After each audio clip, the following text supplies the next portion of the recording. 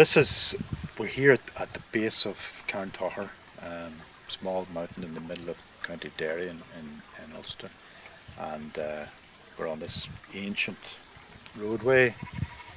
This ancient pathway is mentioned in a text which goes back to the story that the text tells, goes back to, say, the time of Cuchulainn and Conor MacNeas at Navan in Armagh, which is, say, sometime in this second, third, fourth century AD.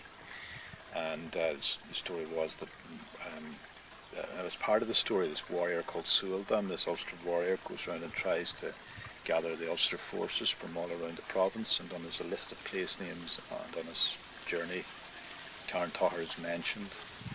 The name itself comes from the fact that, one, there's a cairn, an ancient Bronze Age structure on the top of the mountain, on the very top of the mountain, and the Tocher element is a wooden roadway.